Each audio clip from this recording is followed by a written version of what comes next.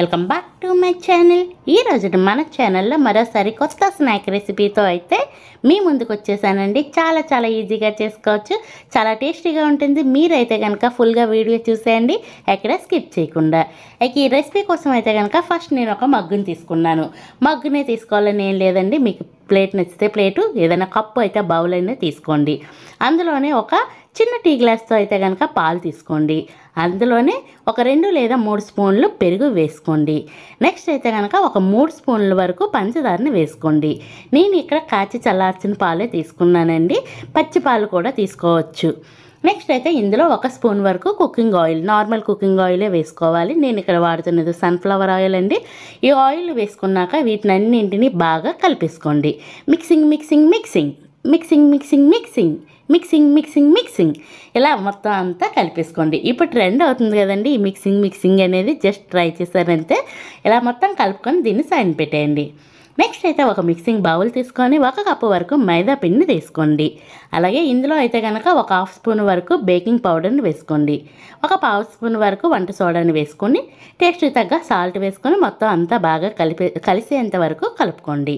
ఒకవేళ baking powder లేకపోతే వంట సోడాని కాస్త ఎక్కువ వేసుకోండి.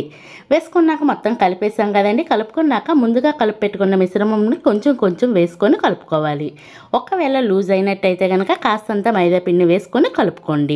ఇక్కడ నేను ఇంకొక విషయం చెప్పాలనుకుంటున్నానండి. మైదా పిండి వాడకూడదు, హెల్త్కి మంచిది కదా అని మీరు మెసేజ్ చేస్తూ ఉంటారు కదండి. హెల్త్కి మంచిది కాదు, నేను ఒప్పుకుంటానండి. ఎప్పుడో అప్పుడప్పుడు చేసుకుంటాం కదా, రెగ్యులర్గా కాదు కదండి.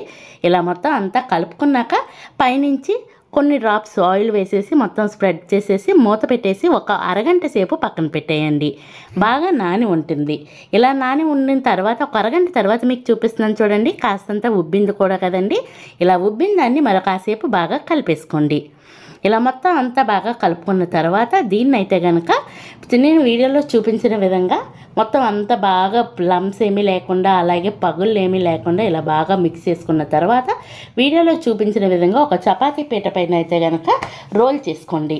మరీ సన్నగా కాకుండా కాస్తంత లావుగా ఉండేటట్టే ఇలాగా రోల్ చేసుకోండి. ఒకవేళ చేతికి పిండి అతుకుతున్నట్టయితే కనుక కాస్తంత ఆయిల్ అప్లై చేసుకోండి చేతికి.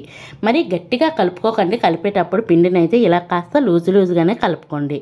కలుపుకున్న తర్వాత వీడియోలో చూపించే విధంగా కట్ చేసి పెట్టుకోండి. ఇలా కట్ చేసి పెట్టుకున్న పీసెస్ అన్నింటినీ ఒక ప్లేట్లోకి అయితే అరేంజ్ చేసుకుంటాను. ఇలా అరేంజ్ చేసుకున్నాక మీకు చూపిస్తానండి.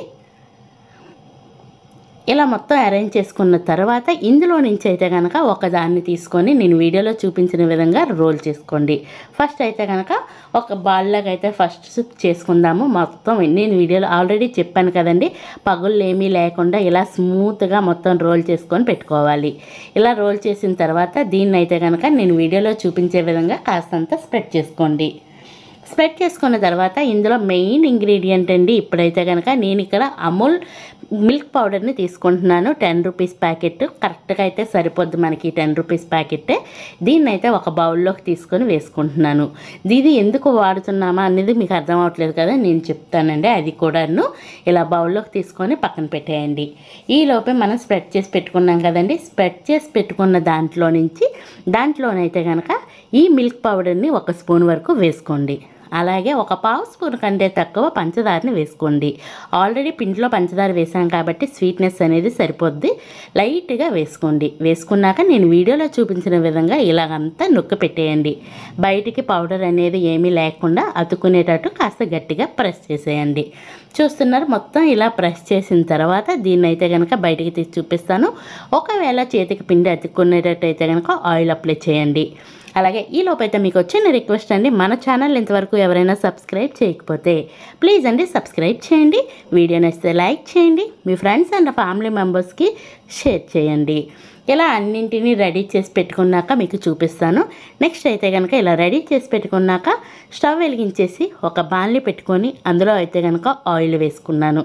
ఆయిల్ వేసుకొని ఈ ఆయిల్ అనేది గోరువెచ్చగా మాత్రమే అయ్యేంత వరకు మరిగించండి. అలా మరిగించుకున్నాక మనం ముందుగా రెడీ చేసి పెట్టుకున్నవన్నింటినీ వేసేయండి. అన్నింటినీ కాదండి, కాస్త స్పేస్ ఎక్కువగా ఉండాలి. ఎందుకు అంటే ఇవి బాగా పొంగుతాయి కాబట్టి కాస్త స్పేస్ ఇచ్చినట్టే కానీ ఖాళీగా ఉండేటట్టు మాత్రమే వేయండి. నేను చేసుకునేవి తక్కువే కాబట్టి నాకు ఒక వాయికే సరిపోతాయని చెప్పి వేసేసాను. అది కూడా ఒకటి ఎందుకు తీస్తున్నానంటే తమ్ముళ్ళకి ఫోటో తీసాను కాబట్టి ఒకటి పక్కకైతే తీసాను. ఇలా ఒక సైడ్ మంచి కలర్ వచ్చాక రెండో వైపు కూడా టర్న్ చేసుకొని దీన్నైతే కనుక మంచిగా ఫ్రై చేయండి. అలాగ ఫ్రై అయిన తర్వాత దీన్నైతే కనుక సర్వ్ చేసుకోండి. భలే రుచిగా ఉంటుంది. అలాగే ఇది ట్రై చేసినాక రెసిపీ ఎలా వచ్చిందో కూడా కామెంట్ బాక్స్ ద్వారా తెలియచేయండి. Ready to eat. Thank you for watching.